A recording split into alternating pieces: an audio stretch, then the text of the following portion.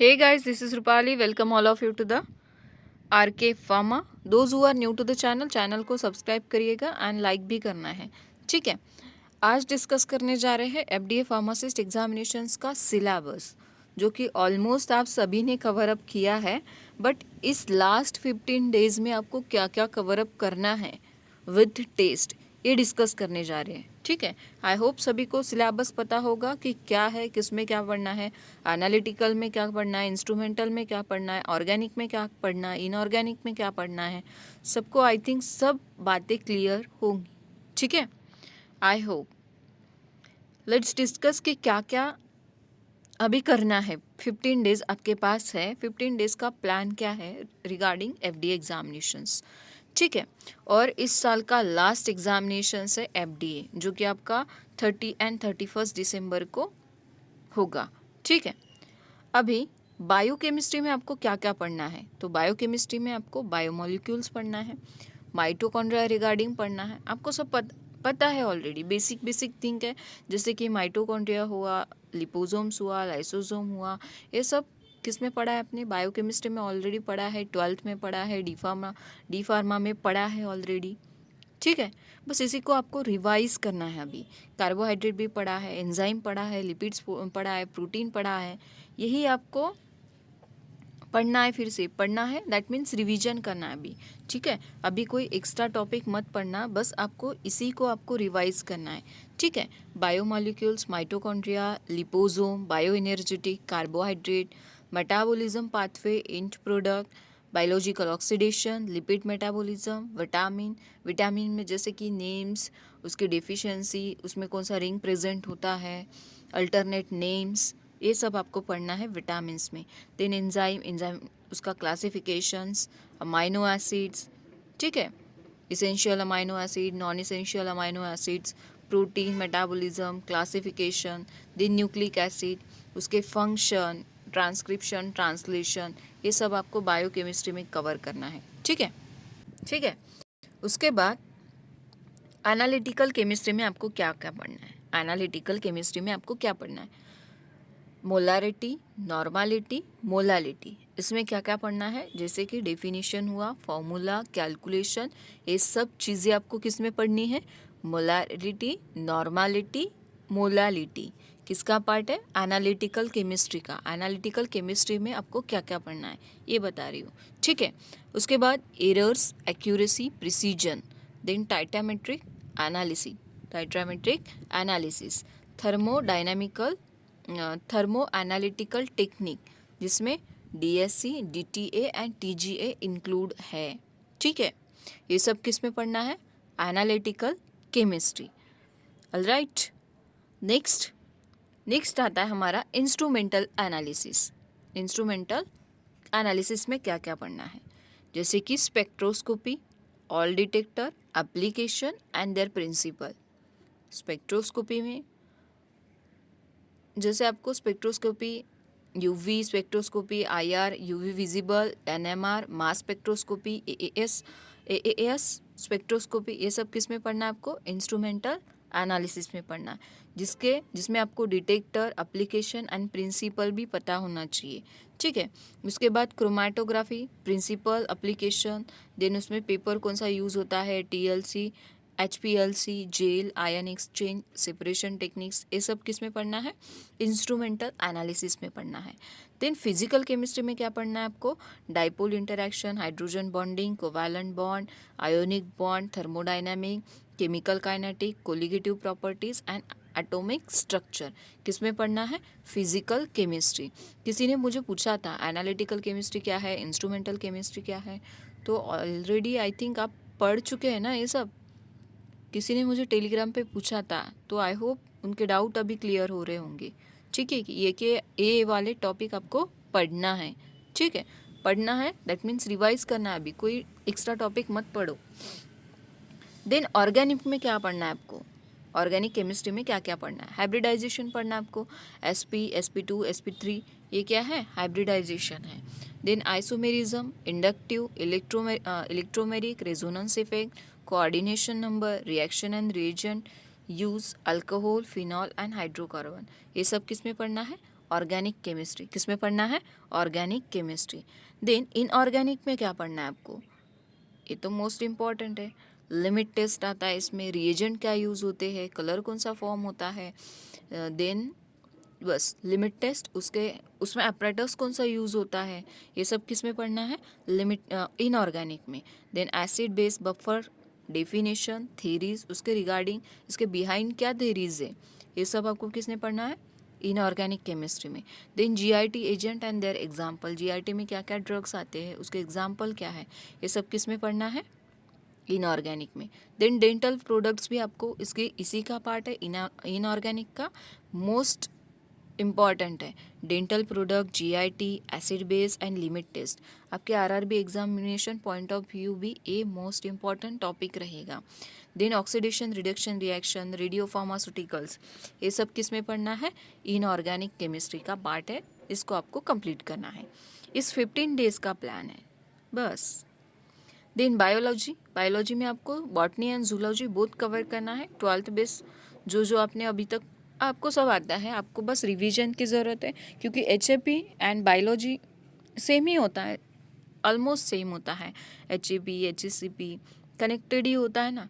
तो आपने एचएपी तो अभी भी पढ़ रहे थे ना आप आरआरबी के लिए, बस वही, जैसे कि हार्ट में क्या क्या होता है, कितने लेयर्स होते हैं, बोन्स कितने होते हैं, टीथ कितने होते हैं, यही सब आपको इसमें पूछेंगे।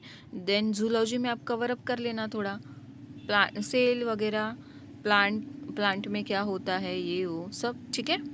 ये सब आपको एचएपी में पढ़ा ही है आपने, बस आपको रिवाइज करना है। देन नेक्स्ट माइक्रोबायोलॉजी, माइक्रोबायोलॉजी में आपको क्या पढ़ना है? History of microbiology, their scope and their importance, ये आपको कवर अप करना है माइक्रोबायोलॉजी में। देन स्टरलाइजेशन मेथड आपने बहुत बार, मैंने भी बहुत बार लिया है, आपने भी बहुत बार पढ़ा है। स्टरलाइजेशन मेथड भी लिया है, एंटीसेप्टिक डिसइंफेक्टेंट लिया है, disease on causative agent organism भी लिया है। अब आप सर्च करो, जैसे कि मैंने कारागृह एग्जामिनेशन हुआ था ना,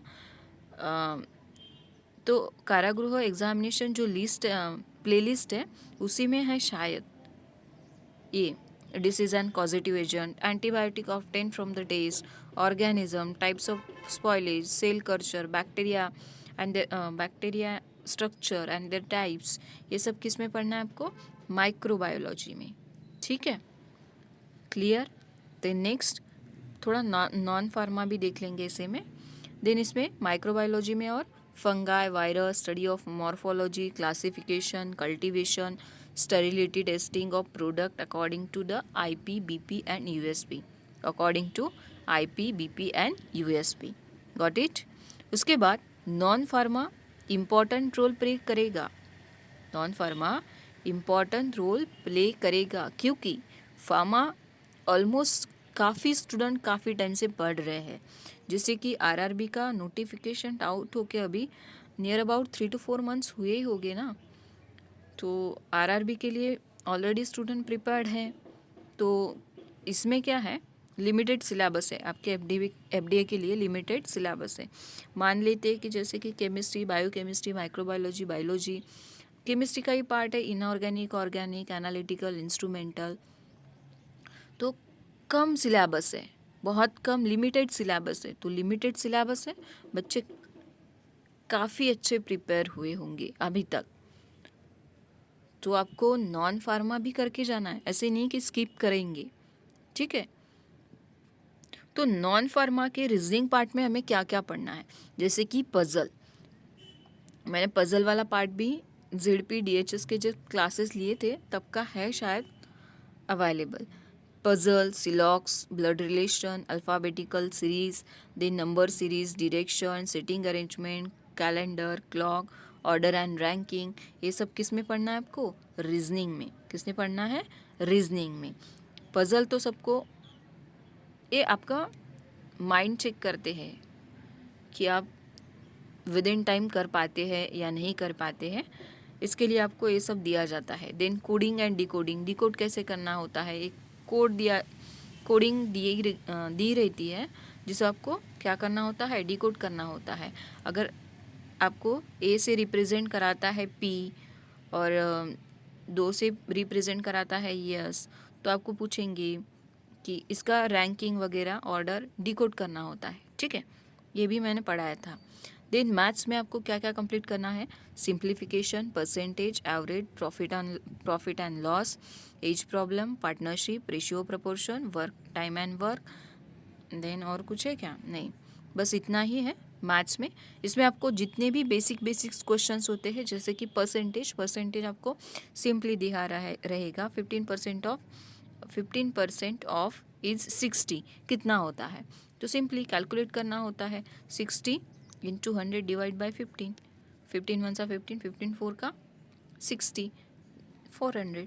बस इस तरह आपको क्वेश्चंस दिए जाएंगे। सिंप्लीफिकेशन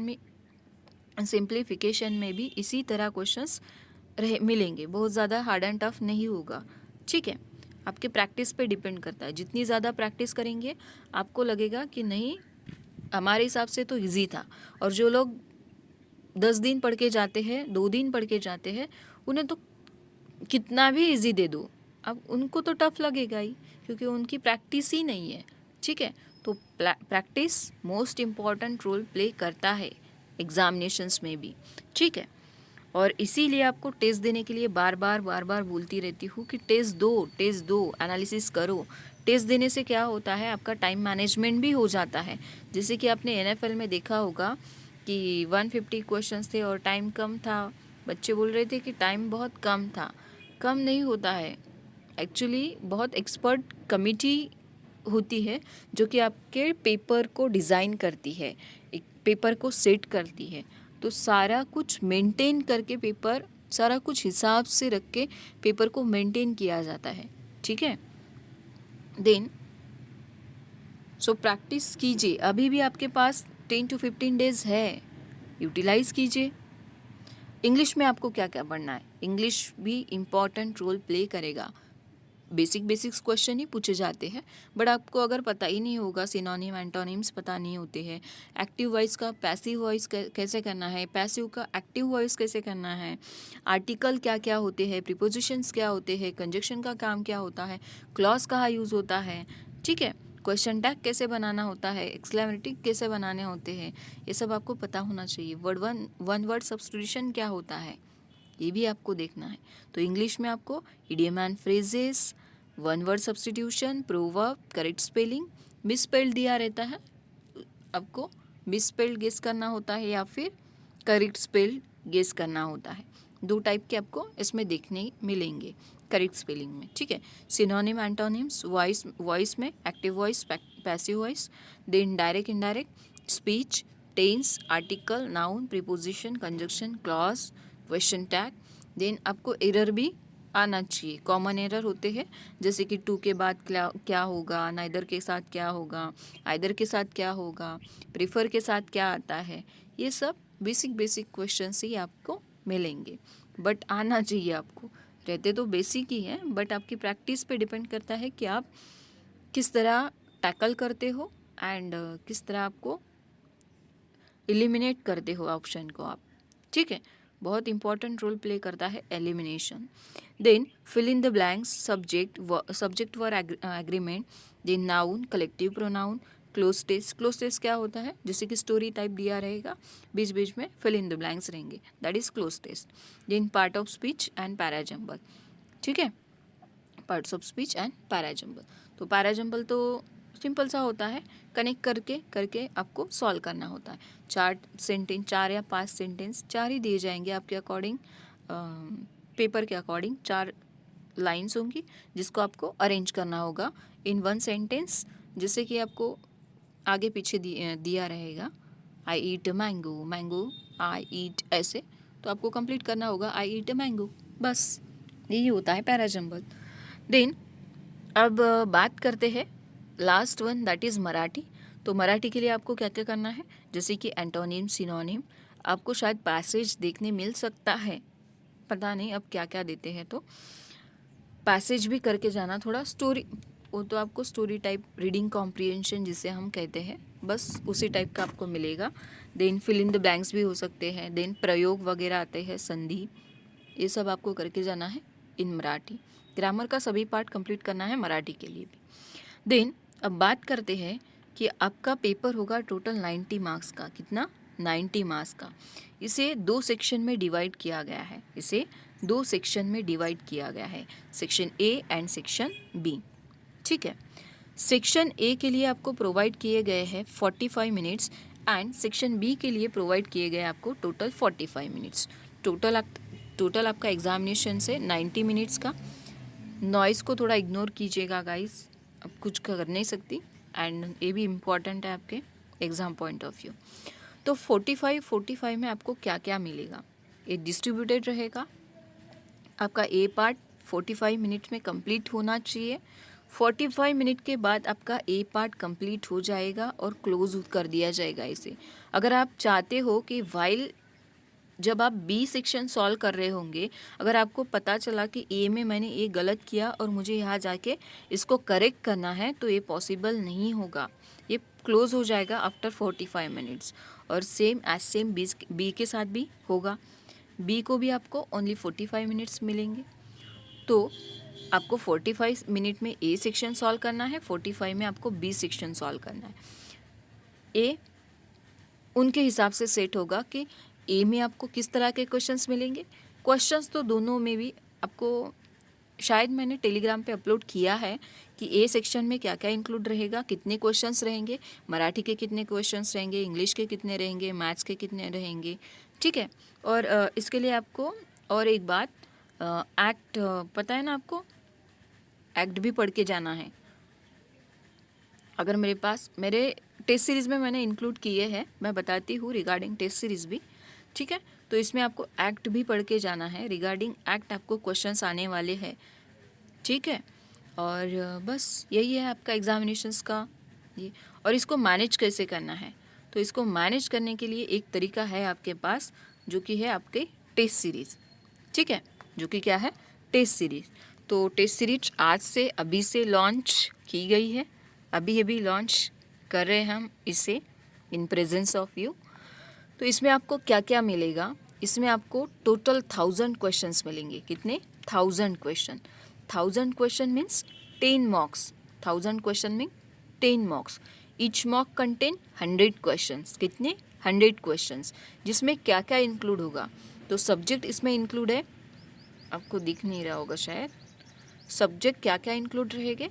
जैसे कि इंग्लिश, मराठी, एक्ट्स, अभी बोला था मैंने, एक्ट्स के बारे में आपको पूछेंगे एफडी में। Then GK GS, maths and reasoning.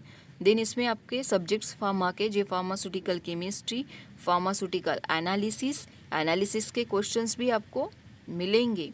Then biochemistry, जो स्पेक्ट्रोस्कोपी वगैरह, ठीक है, UV visible, then IR, mass spectroscopy, ये सब एनालिसिस का part. Then biochemistry, microbiology and biology, ये सब इंक्लूड किया है एक ही जगह पे। दैट इज़ 10 मॉक सेशन है 10 डेज के लिए। आपको क्या करना है? एक मॉक आपको कितने टाइम? 3 टाइम्स आप अटेंड कर सकते हो, बट मेक श्योर कि आप चीटिंग ना करो कि बस फर्स्टली आपने देख लिया इसका आंसर ये है, इसका आंसर ये है, उसके बाद नेक्स्ट टाइम आप जब पेपर देंगे, अटेंड करेंगे, अगर मॉक 1 आपने ऐसे सॉल्व कर दिया टिक टिक टिक टिक टिक टिक करके और सबमिट कर दिया, उसके बाद आपने आंसर चेकआउट किए और फिर से मॉक देने बैठ गए विदाउट एनालिसिस एंड फिर से आपने वही टिक कर दिया, तो इसमें लॉस आपका है, ना कि मेरा। ठीक है। आपको खुद को एनालाइज करना है कि ए पार्ट मैंने कंप्लीट किया है क्या भाई, और किया है तो किस तरह कंप्लीट किया है, कंप्लीट है, इनकम्प्लीट है, ये सब आपको मॉक बताएगा। कौन बताएगा? मॉक। तो मॉक इसेंशियल इसलिए होता है। मैं आपको फोर्स नहीं कर रही हूँ कि आपको लेना ही है, मैं आपको फोर्स नहीं कर रही हूँ। अगर आपको एग्जामिनेशंस क्वालिफाई करना है, क्वालिफाई करने के लिए टाइम मेंटेन करना है, टाइम मैनेजमेंट करना है, तो किस तरह करना है, किस तरह एग्जामिनेशंस को टैकल करना है, किस तरह काम डाउन होके आपको एग्जामिनेशंस देना है, ये सब आपको मॉक सिखाता है। ठीक है।